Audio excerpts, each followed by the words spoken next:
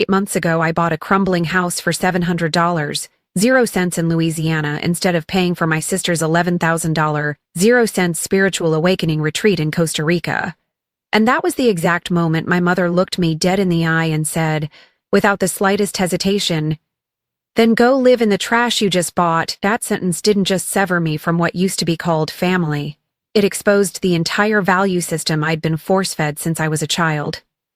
But what they didn't know was that the pile of rubble they scorned ended up saving me, and that house, in the strangest, most stubborn way possible, became the foundation for the person I never dared to imagine I could become. Where are you watching from today? Drop your city in the comments. And if you've ever had to choose your dream over someone else's approval, hit that like button and stick around. My name is Jenna Carter. I'm 26 years old. I was born into a family that prided itself on being well-mannered and principled, but somehow those standards only applied to me, not to my sister Savannah. I was the responsible older daughter, while Savannah was the family's shining star, always coddled, protected, and treated like someone far too delicate to ever be held accountable. I grew up in Baton Rouge, Louisiana, in a home where appearances always mattered more than truth. My father, Harold Carter, worked as a senior accountant for an insurance firm, and my mother, Lynette, was a PTA woman through and through, organizing church events, charity fundraisers, and never missing a single opportunity to show off to her friends about how successful The only problem? That ideal never included me. From a young age, I was used to standing in Savannah's shadow. She was radiant, naturally artistic, and always referred to by our mother as the light of the family. Savannah took ballet, painting, meditation, pottery, each month a new passion, and each time my mother was more than happy to buy her the best tools, hire private instructors, even invite her friends over for little exhibitions to showcase Savannah's creatives. And me? I was good at math, studied hard, and always remembered to submit scholarship applications on time. I knew how to fix a leaking faucet, change a light bulb, and survive on $40, 0 cents a week during college without asking for help. But all of that was seen as nothing more than duties. If I got high grades, my mother would say, "Good. That's what you're supposed to do." If Savannah got a B, might have sent her to mission sculpture, my mom would invite the whole extended family to see it and post an entire photo album on Facebook. Her house felt like a stage. The living room was always styled according to the latest trends in home decor magazines. The flowers in the vase had to be real. The rugs had to be replaced every 3 months, though no one ever walked barefoot indoors. And the stories hidden behind those pristine white walls, never to be spoken, emotions, conflict, or injustice, everything had to be sealed away, labeled as bringing shame to the family if it ever dared to cross the line. I didn't know when exactly I started to surrender. Maybe it was the year Savannah got a brand new Jeep for her 18th birthday while I was still driving Grandma's old car that sometimes died in the middle of the road. Or maybe it was the time I tried to ask my parents for help with the deposit on my first apartment after college, only to have my mother reply, "You're a grown woman now, you need to be independent." But just a few months later, Savannah announced she wanted to take a gap break to find herself in Sedona, and the whole family treated it like a sacred spiritual journey, funding her without hesitation. Savannah isn't a bad person. But she grew up with the illusion that she deserved everything. Not because of effort, but simply because she was Savannah. She believed the universe would always protect artistic souls, that money would show up when you needed it, as long as someone else was paying the cost behind the scenes. I used to think that if I just stayed obedient, worked hard, and stayed rational, then at the very least I'd be acknowledged. But at 25, still renting a room with 2 chaotic housemates, waking up each morning to a pile of unwashed dishes, and going to bed each night hoping no one decided to throw a party until 2 a.m., I started to feel invisible in my own life. I had a degree, a job, no debt, but not a single space in this world that truly belonged to me. And then I started dreaming of a home, not just another rental, but something that was mine. Something I could touch, build, make decisions about. It didn't have to be pretty. It didn't have to sparkle. It just had to be mine. At the time, I was living with 2 roommates. One was a bartender, the other sold multi-level marketing beauty products. The house was always loud, cluttered, The fridge constantly smelled strange, and every week there seemed to be some kind of healing ceremony happening in the living room. I didn't hate them, but I hated the feeling of not having a single quiet corner just for myself, even just to breathe. And then one day, while scrolling through a list of tax-delinquent properties up for auction, I saw it. A tiny brick house with peeling walls, a backyard full of overgrown weeds, tucked away in a worn-down working-class neighborhood in North Baton Rouge. Starting bid, $700, 0 cents. I almost thought it was a typo.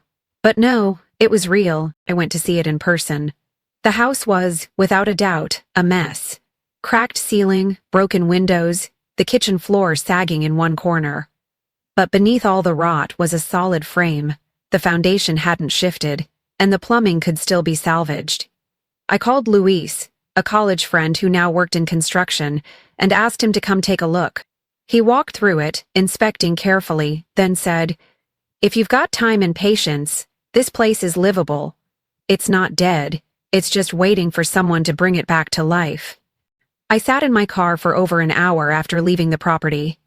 For the first time in my life, I felt like I was standing before a choice that only I had the power to make. I had $12,000, 0 cents in savings, not enough to buy anything decent, but far too much to keep living the way I was, and for just $700, 0 cents. I could have a place of my own. I registered for the auction, joined online, and within 10 minutes, I was the legal owner of that house. I thought I'd panic, but I didn't.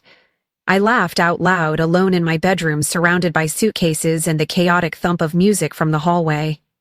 I had bought a house. A few days later, while I was planning the move and figuring out how to start the repairs, I got a video call from Savannah. Her face was glowing with energy, her hair braided in a bohemian style, with candles and incense burning behind her, clearly in the middle of a healing circle. She didn't waste time with small talk. "Jenna, I just got accepted into the Healing the Divine Feminine retreat in Costa Rica. They only take 10 people per cycle, and I got in. I've already paid $5,500, 0 cents, but I still need the other half. Mom said you might be able to cover the rest, right? You always said you'd support me if I found something I was truly passionate about, didn't you?" I was stunned into silence for a few seconds. Then I exhaled and said gently, "I can't. I just bought a house." Savannah's eyes widened. "What?" I repeated, slower. "I bought a house. A tax auction property, super cheap. $700, 0 cents. But I'm going to fix it up. It's mine." A strange silence fell between us. Savannah looked at me like I was joking. But when she saw my face stay completely still, the laughter froze on her lips. And that was when the storm rolled in. I brought the news of my house to Sunday family dinner, hoping, maybe just a tiny bit, that they'd be happy for me. It was a tradition my mother had upheld since I was in middle school.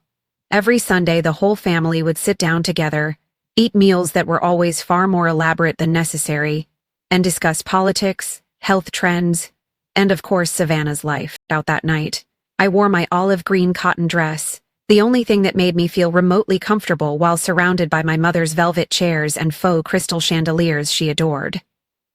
I brought a printed copy of the house deed, along with a few phone photos, blurry and dusty, sure, but to me, they were the beginning of an entirely new chapter. I waited until we were done with my mom's French-style pot roast. As people reached for bread and Savannah was recounting a spiritually guided dream that led her to Costa Rica, I placed the paper in front of my father. I wanted to share some good news. I just bought a house. The table went completely silent. My mother frowned, as if I'd just said something obscene. My father looked up, eyes skeptical. "Savannah?" Savannah scoffed. "You mean like a real house? Not like an Airbnb or something?" "It was a tax auction," I replied. "It's already tax auction. The renovations, Luis is helping," Savannah shrieked. "Oh my God, Jenna, that area has rats and junkies. Are you out of your mind?" My mother didn't say anything for 5 whole seconds, the longest 5 seconds of my life.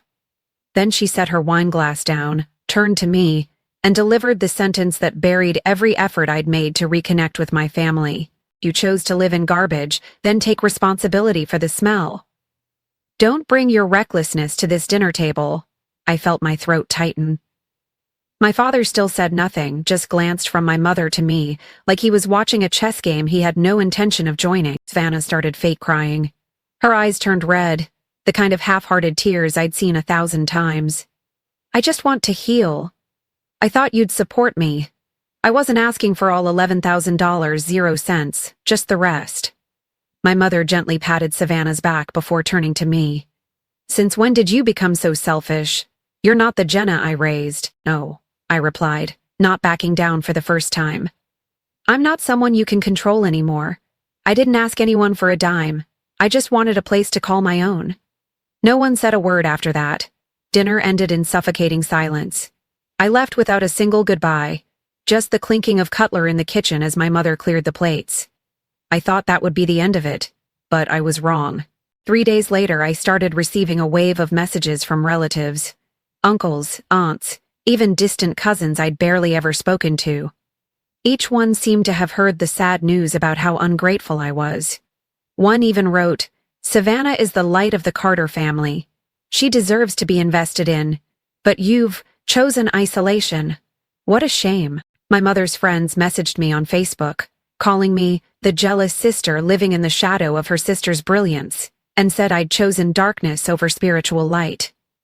I didn't know where they heard it, but I was sure it came from my mother. Then, my neighbors, people I'd never even spoken to, began texting the old number I'd used to register with the local council, telling me I was embarrassing the neighborhood by buying a house in the slums. Some even sent me links to articles about auction scams, like they were trying to plant seeds of fear in my head. A week later, my mother showed up at the door of the apartment I was still renting. She was carrying a folder stuffed with papers, reports on the area I'd bought in, crime rates, police calls, even outdated photos from Google Map. "You still have savings," she said, her voice sharp, not soft. "You can pull out. There's still time to register Savannah for her retreat. That's the decision that puts family first." Stood there, frozen. I had hoped, some part of me had hoped, that she'd forgive me, that if I explained things clearly enough, they'd understand. But they didn't want to understand. They wanted me to surrender myself to protect the illusion they called a family. A few days later, on my 26th birthday, I received one last gift. A group text from the entire family. "If you still choose that house over Savannah, then you're on your own from now on. Don't call, don't text, don't come back." I read the message in silence. Then I switched my phone to airplane mode, and I began packing, getting ready to move into the broken-down house I'd dared to choose over the life they had mapped out for me. My first house didn't have electricity, didn't have running water, didn't even have a proper lock on the door. But at least, it had me, and I had chosen it. I moved in just after my birthday, carrying with me an air mattress, a flashlight, a mini gas stove, and a suitcase of clothes. That first night, it rained.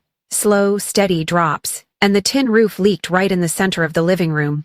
Wind slipped through the cracks in the window frames, making the makeshift curtain a threadbare blanket flutter like a horror movie scene. But I wasn't afraid, felt free. Until I started realizing I was being isolated, in the most literal sense. My phone wouldn't stop vibrating. Messages, missed calls, emails. Not from friends, but from relatives, my mother's acquaintances, even strangers from the extended family. One cousin who lived in New Jersey messaged me with a righteous tone. "You've betrayed an entire community that loves you. Your sister is the light, and you're just the jealous shadow. You should make this right while you still can." A former classmate I hadn't spoken to since college suddenly sent a message. "I heard from my mom that you abandoned Savannah to chase some abandoned house dream. How did you get so heartless?" Each message felt like a needle stabbing my sense of dignity. I had tried to live a decent life, independent, responsible, never asking anyone for anything, and now I was being painted as a traitor, an ingrate, a cold-hearted villain, all because I chose not to fund my sister's retreat. Then I discovered something even worse. My family had reached out to someone at the bank, specifically a friend of my father's, to check my account balance. I had no idea how they managed it, but then I got a message from my mother, just one line. "You still have $11,823, 0 cents. Don't lie and say you can't help Savannah." Felt sick. It was like every boundary I had was being stripped away by the shadows I'd tried to step out from. My own family, the people I thought would at least hold on to some shred of respect, had decided that my privacy, my autonomy, didn't matter. I blocked my mother's number. She immediately used my aunt's phone to message me. When I blocked that, she emailed. When I didn't respond to the email, she had Savannah post an Instagram story tagging me, saying, "I don't need pity. I just need a sister who won't turn her back when I need her most." That story spread faster than I expected. A few mutual friends started going quiet. Some unfollowed me. Some reacted with sad emojis. No one asked for my side. They just saw a teary-eyed younger sister talking about her dream being crushed, and an older sister who bought trash and chose to isolate herself. I wanted to scream. I wanted to write it all out. But I knew if I explained, there would only be two outcomes. Either they wouldn't believe me, or they'd chalk it up to personal resentment. And I didn't want to live my life as one long apology. During that time, I camped out in the wreck of a house I now called home. I slept on the floor, bathed with cold water boiled in a kettle, and used a flashlight to read at night. I ate instant noodles, cold sandwiches, and sometimes walked to a nearby cafe to use Wi-Fi for work. I had no TV, no washing machine, no heater, but for the first time in my life, I had a space no one could invade. Still, each night when the sun disappeared, when the wind hissed through the cracks in the wall and the streetlight cast its glow across the peeling paint, I'd quietly ask myself, am I wrong? That question haunted me until one June afternoon. I was sitting on the porch, wiping down an old window frame, getting it ready for new glass, when I heard a car pull up, a familiar sedan. My parents' car. They stepped out without warning. Savannah wasn't with them. My mother wore a white dress and carried a stack of papers. My father followed behind, silent as always. She placed the papers on the porch steps and delivered her words like a sentence. "If you come back now, I'll forget all of this. But if you say no again, don't ever think of yourself as my daughter again." I said nothing. I looked at the stack. Retreat invoices, a cost estimate for Savannah's psychological, and a letter signed, "From those who love Jenna but are disappointed she's forgotten what's sacred." Stood up, picked up the papers, and dropped them straight into the trash bag beside me. My mother stared at me like I'd just splashed holy water in her face. But I didn't need to say anything else. I had made my choice. Not to fight them, but to stand with myself. That night I sat in my unfinished house, eating a cold sandwich, and wrote a single line in my journal. "I am not broken. They just can't accept that I've stopped asking for permission to exist." I woke up on a hot summer morning, my hair sticky with sweat from the lack of air conditioning, and my foot aching from stepping on a broken tile in the old kitchen. And instead of cursing the universe, I smiled. I was beginning to see the beauty in the mess I used to fear. Luis came back to help me rebuild the house from the ground up.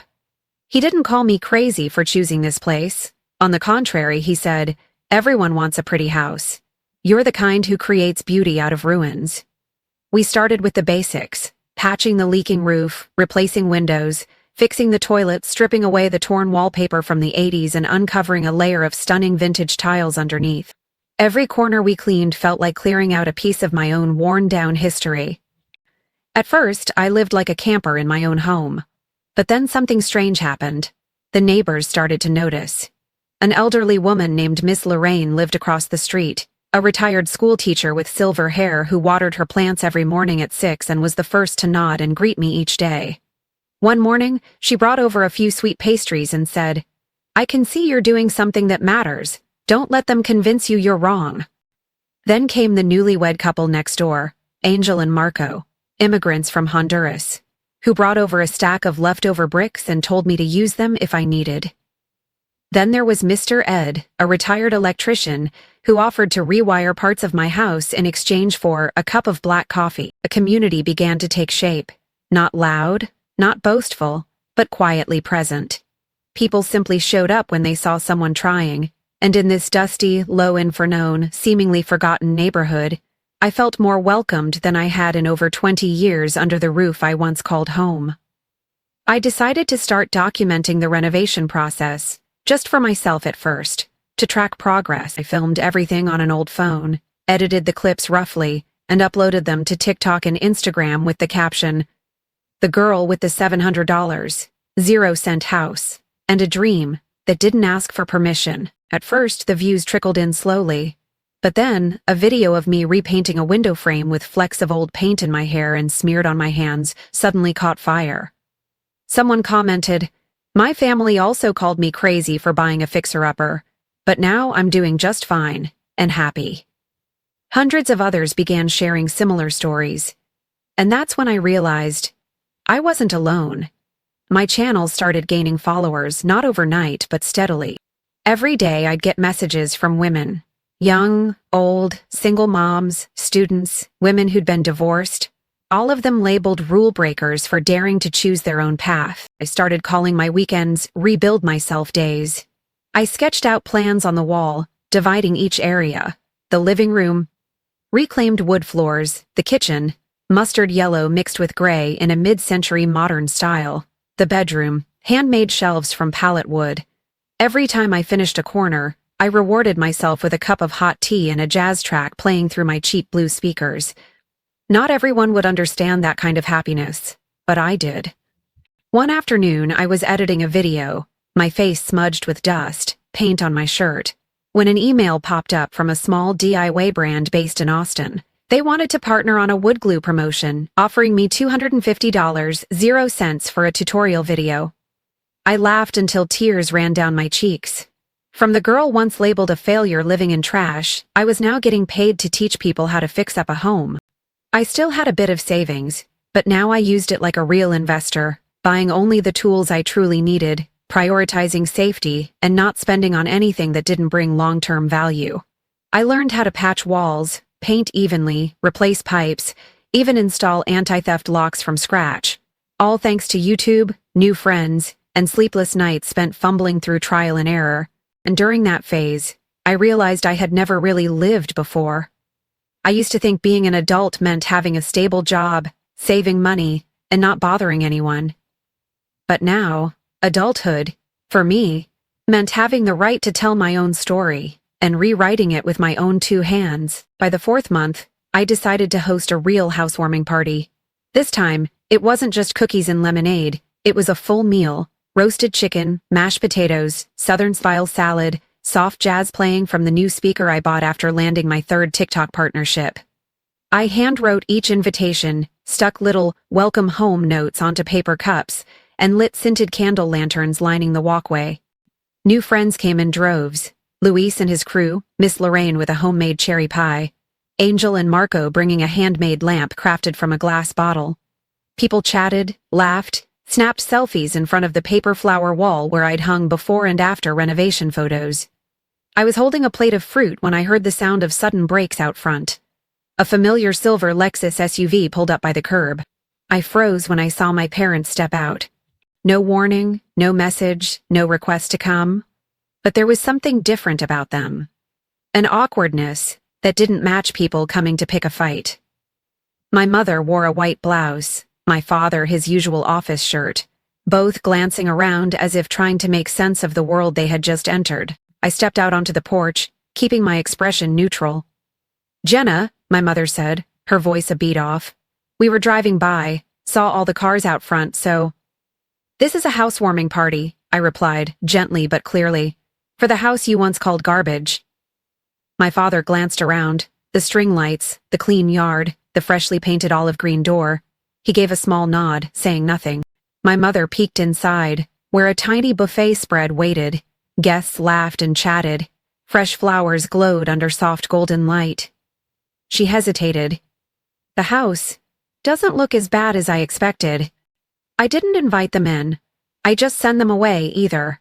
I just stood there, waiting to see what they would do when they no longer had the power to intimidate me, when I was no longer the obedient daughter awaiting their verdict. Savannah hadn't come with them. I knew that wasn't a coincidence. "Maybe I was wrong," my mother said, like every word was its own battle. "But you? You did it." I didn't respond. Instead, I walked back to the table, refilled the pitcher, and said, like any simple invitation, "If you want fruitcake, there's still some left, but you'll have to wait in line like everyone else." That night, as my parents sat in the corner of my home, the home they had once spat on like it was a stained, I didn't tremble. I wasn't waiting for an apology, a redemption hug, or even a single tear of regret. I simply poured them tea, placed it gently on the coffee table I had built myself, and welcomed them as I would any first-time guest. "Ginger or mint?" I asked. My mother paused, then said, "Ginger." I poured the tea, added a few slices of lemon with care, and smiled. Believe it or not, this kitchen was once a moldy wreck. I had to pry up every tile and scrub with my bare hands until the skin peeled just to get it clean. My father looked around, as if noticing everything for the first time. The bookshelf made from salvaged wood, the linen curtains I'd sewn myself, a flourishing money plant placed where the morning light poured in. I didn't need to tell them I had done it all myself. They could see it. And for the first time, my mother's gaze wasn't sharp or judgmental but cautious, like she had just realized her daughter had grown up without needing permission or approval. All evening, I didn't mention Savannah. Neither did they. And to me, that was a quiet, resolute victory. The next day, I got a message from my mother. Just 8 words. "That paint color in your kitchen is tasteful. No, I'm sorry. No, I'm proud of you. No, I miss you." Just a comment about the kitchen wall color. But I understood. This was the first time she saw me as a woman with taste, with capability, with value, not just a blurry shadow standing behind my sister. Few days later, my dad messaged me. It was a private text, no C to my mom like always. He asked, "Do you still have the sketch of your living room plan? I'm curious where you learned to draw floor layouts." I sent him the draft, and he replied, "The way you positioned light and airflow, better than most projects I've seen at the firm." I didn't need more than that. No interrogation, no sarcasm, no passive-aggressive pity. They saw me, and that alone was something I'd never had before. A week later, Savannah followed my TikTok account.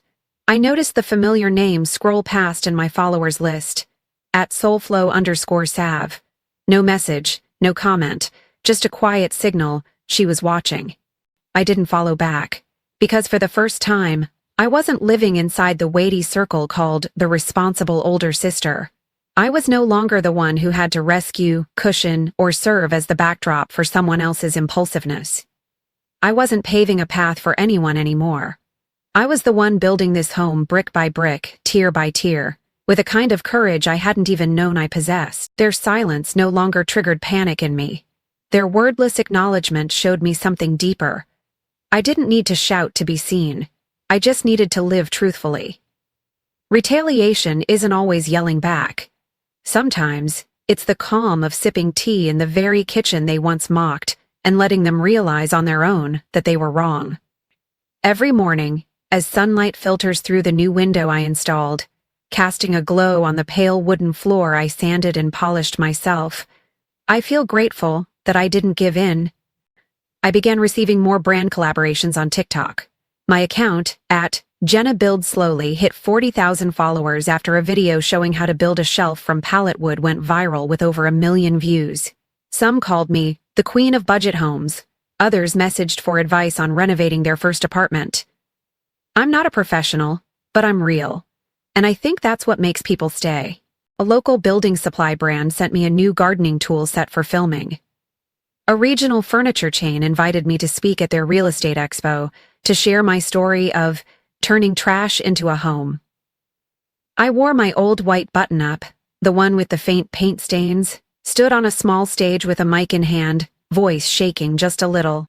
But as I began to tell my story, from the day I bid on a $700 0-cent house to the day my family disowned me, the room fell completely silent, listening.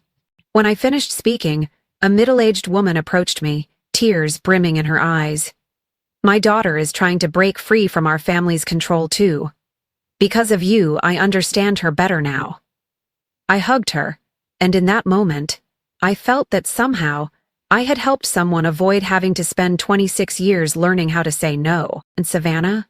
I didn't hear anything from her for a long time, until one day, my mother sent me a message. "Savannah's back home. The retreat wasn't what she expected." No blame, no complaints.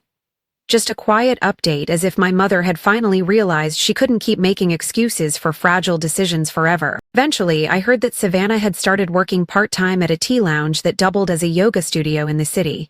She stopped posting picture-perfect snapshots every day. Her account, @soulflow__sav, began to carry simpler captions, learning to slow down, or breathing instead of running.